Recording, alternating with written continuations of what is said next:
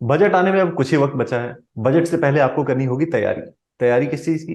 कि जो अनाउंसमेंट्स आ रहे हैं उससे लेकर आप क्या स्ट्रेटजी बनाएं, कौन से शेयर्स कौन से सेक्टर्स पर फोकस करें। तो इसके लिए सबसे अच्छा ये हो सकता है कि आप किसी ऐसे एक्सपर्ट से बात करें जो इन्वेस्टमेंट की बड़ी स्ट्रेटजीज बनाते हो। तो आज हमारे साथ जुड़े हैं रेनेसा इन्वेस्टमेंट मैनेजर्स के chief investment officer Pankaj Murarka. Pankaj sir, आपका बहुत स्वागत है बीक्यू प्राइम हिंदी पर। बहुत बहुत धन्यवाद विकास।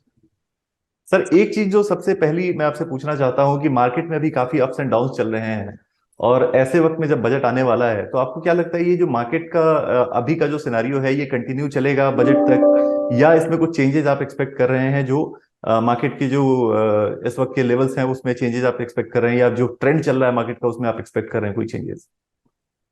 हमारा एक मानना है कि एक इंडियन इकोनॉमी काफी ठीक कर रही है, और हमारी एक्सपेक्टेशन ये है विकास कि जो बजट रहेगा ये हमारी इकोनॉमी की ग्रोथ को और आगे जाके गति देगा। तो उसके चलते हमारा जो medium term long term view है मार्केट को लेके वो काफी पॉजिटिव है। शॉर्ट टर्म में हम सब जानते हैं कि ये मार्केट में वॉलेटिलिटी जो हम बोलते हैं ये कभी भी हो सकती है, कुछ लोकल कुछ ग्लोबल कारणों की वजह से।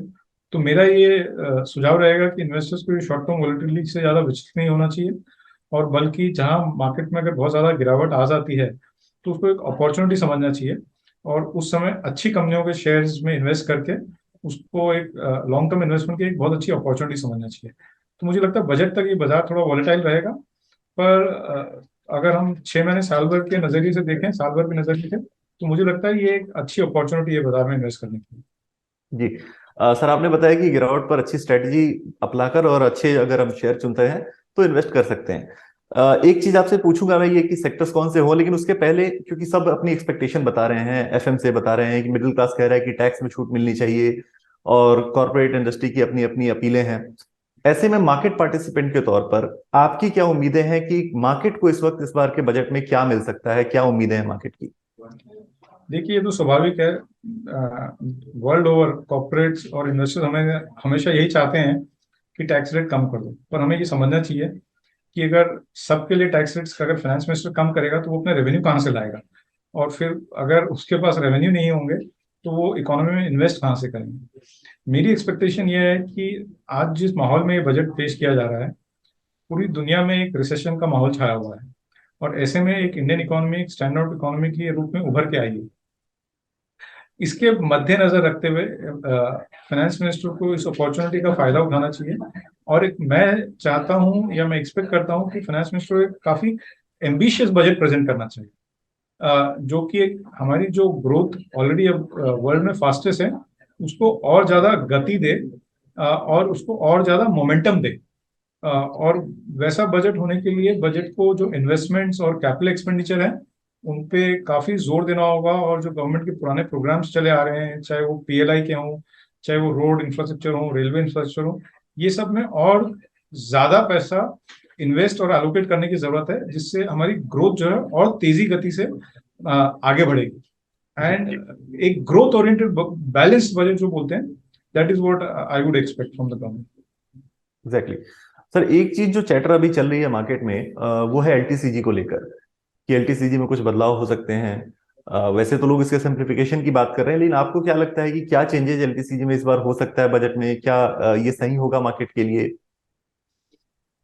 देखिए, काफी सारी रूमर्स या चैटर चल रही हैं। अब ये तो हमें बजट के बाद ही पता चलेगा कि फाइनेंस मिनिस्टर एक्चुअल में क्या करते हैं, पर मेरा एक ये मानना है कि फाइनेंस मिनिस्टर इस चीज को अच्छे से समझते हैं कि एक स्टॉक मार्केट में हमें लॉन्ग टर्म इन्वेस्टमेंट्स को बढ़ावा देना है, बिकॉज यही एक इंस्ट्रूमेंट है जिसके through long term wealth creation हो सकता है इन्वेस्टर्स का।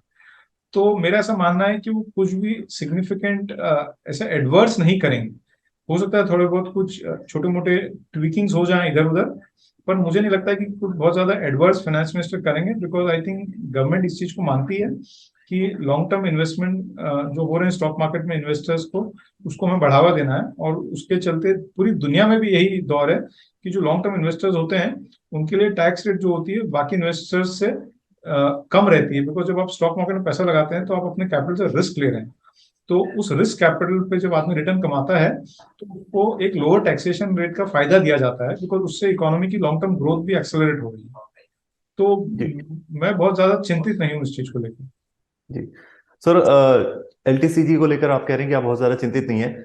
अब एक चीज जिसका इंतजार हमारे व्यूअर्स अभी तक के इंटरव्यू को देखकर कर रहे होंगे कि कौन से वो सेक्टर्स होंगे जिन पर आप फोकस करेंगे बजट के ऐलानों को लेकर, कि बजट में जिस समय आपको उम्मीदों हो कि इस सेक्टर को लेकर कुछ अच्छा ऐलान आ सकता है या कोई फंड एलोकेशन हो सकता है, तो वो कौन से ऐसे सेक्टर्स होंगे जिन पर आपको नजरें टिकाए रखनी है, जो आपको लगता है कि इन सेक्टर्स में तेजी आ सकती है बजट के बाद? तो एक हमारा ऐसा ओवरऑल मानना है कि जो सेंटर ऑफ द बजट रहेगा वो पूरा बजट का केंद्र रहेगा कैपिटल एक्सपेंडिचर या केपेक्स पे, इकोनॉमी में या इन्वेस्टमेंट पे।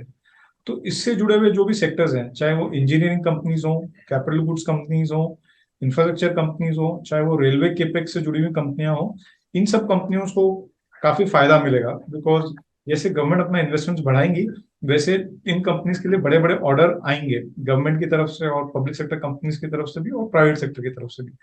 तो ये पूरा कैपिटल गुड्स इंफ्रास्ट्रक्चर इस सेक्टर को एक बहुत बड़ा फायदा मिलेगा, मेरा ऐसा मानना है। इसके अलावा मुझे लगता है एक जो हमारे अब ट्रेंड चल रहा है of indigenisation of our defence, कि डिफेंस आज हम वर्ल्ड के सबसे बड़े इंपोर्टर हैं, उसको कैसे कम करें और ज्यादा से ज्यादा डिफेंस इक्विपमेंट्स और एम्यूनिशन हम इन हाउस देश में ही बनाएं ताकि हमारे फॉरेक्स रिजर्व बच सकें। तो उसको लेकर मुझे लगता है डिफेंस कंपनियों के लिए काफी इंकरेजमेंट आएगा बजट में। जी। इसके अलावा मुझे लगता है इलेक्ट्रिक व्हीकल्स को लेके भी एक इंसेंटिव आएगा गवर्नमेंट का, क्लीन एनर्जी और इलेक्ट्रिक व्हीकल से, बिकॉज हमें उस दिशा में जाना है क्लाइमेट वार्मिंग के मद्देनजर रखते हुए। तो ये दोनों सेक्टर को लिए भी गवर्नमेंट के एक्स्ट्रा इंसेंटिव्स आएंगे ताकि इन दोनों सेक्टर में इन्वेस्टमेंट्स और तेज गति से, तेज रफ्तार से हो सके। और न्यू एनर्जी जो हम कहते हैं उसमें आज नहीं पर 10 साल बाद इंडिया एक लीडर बने, उसके लिए जरूरी है कि हम उसमें काफी इन्वेस्टमेंट करें और उसमें गवर्नमेंट सपोर्ट की जरूरत है। जी। दर्शकों का एक फायदा तो हो गया कि आपने रिसर्च के हिसाब से वो सेक्टर्स बता दिए और उस सबके लॉजिक बता दिए कि क्यों इन सेक्टर्स में तेजी आ सकती है, क्या ऐलान हो सकते हैं। ये व्यूअर्स के लिए एक काफी अच्छा गिफ्ट हो गया है इनफैक्ट बजट के पहले। एक चीज जो सर मैं वैसे इन्वेस्टर्स के लिए पूछना चाहता हूं जो हमारे टीयर 2 या टीयर 3 सिटीज में बैठे हैं और कोविड के दौरान उन्होंने नए अकाउंट्स खोल दिए हैं, डीमेट अकाउंट उन्होंने बनाए हैं, लेकिन वो बजट को ट्रेड करने जा रहे हैं पहली बार। तो उनको बजट के दिन ट्रेडिंग की क्या स्ट्रेटजी रखनी चाहिए? क्या उनको तुरंत जंप इन करना चाहिए या वेट एंड वॉच की स्ट्रेटजी रखनी चाहिए कि अगले दिन जब एनालिसिस आ जाए और लगे कि अब मार्केट जो है वो इमीडिएट रिएक्शन दे चुका है तब वो उसमें घुसें? मेरा सुझाव यही रहेगा कि बजट वाले दिन बाजार में, क्योंकि गड़बड़ काफी ज्यादा होती है, क्योंकि अनाउंसमेंट होते हैं और काफी लोग उस समय उस दिन ट्रेड करने की कोशिश करते हैं। तो जनरली स्मॉल इन्वेस्टर को उस दिन बल्कि ट्रेड नहीं करना चाहिए। बिकॉज एक जो भी अनाउंसमेंट है उनको अच्छी तरह से पॉलिसीज को समझ लें, उनके सारे विश्लेषण को समझ लें कि उसका क्या फायदा होने वाला है और क्या नुकसान होने वाला है, और उसके बाद अच्छी तरह से सोच समझ के नेक्स्ट दिन इन्वेस्ट करें, ताकि वो एक बेटर रहेगा। बिकॉज उसमें क्या होगा कि आप जो भी इन्वेस्टमेंट डिसीजन ले रहे हैं वो एक सोच समझ के पूरी चीज को ढंग से एनालाइज करके ले रहे हैं। वरना अदरवाइज हड़बड़ी में क्या होता है, गलत डिसीजन लेने के चांसेस काफी रहते हैं। जनरली एज अ प्रैक्टिस मैं आज 25 साल से इन्वेस्ट कर रहा हूँ। जनरली हम कोशिश करते हैं, मैं कोशिश करता हूँ कि हम लोग बजट दिन के दिन ट्रेड करना या इन्वेस्ट करना अवॉइड करते हैं, कि चीजों को अच्छे से समझ के एनालाइज करके फिर नेक्स्ट डे इन्वेस्ट करें। बिकॉज जब हम इन्वेस्ट कर रहे हैं तो हम 1 साल 2 साल का व्यू ले रहे हैं, तो उसमें एक दिन आगे पीछे इन्वेस्ट होने से कोई बहुत ज्यादा फर्क नहीं पड़ता है। तो I would advise small investors कि आप जरा चीजों को अच्छी तरह से समझें और उसके बाद ही इन्वेस्टमेंट डिसीजन लें। जी। सो व्यूअर्स, 25 साल के लंबे अनुभव के बाद अगर कोई आपको ये बात कह रहा है कि आप इन्वेस्टमेंट उस दिन ना करें या ट्रेड उस दिन ना करें अगर आप मार्केट को बहुत अच्छे से नहीं समझते हैं, तो आपको ये बात बहुत गंभीरता से लेनी चाहिए। पंकज सर ने बहुत आसान तरीके से सारी चीजें बता दी कि कौन से सेक्टर्स जो होंगे वो फोकस में होंगे, आपको क्या करना है, मार्केट की क्या एक्सपेक्टेशन है और क्या ऐलान हो सकते हैं जो जरूरी है इस बार के बजट के लिए। थैंक यू पंकज सर, आपने पूरी स्ट्रेटजी हमारे व्यूअर्स की बना दी। और बजट के बाद एक बार फिर हम आपसे जुड़ेंगे और एक बार जानना चाहेंगे कि जो ऐलान आ जाएंगे, जो एक्चुअल में जो हम आज उम्मीदें कर रहे हैं कि जब वो रियलिटी में बदलेंगे, तो फिर उसके बाद हमें किन सेक्टर्स पर और किन शेयरों पर फोकस करना है, इसके लिए एक बार फिर आपसे जुड़ेंगे। Thank you so much sir. बहुत बहुत धन्यवाद विकास, आपका और आपके सभी दर्शकों को।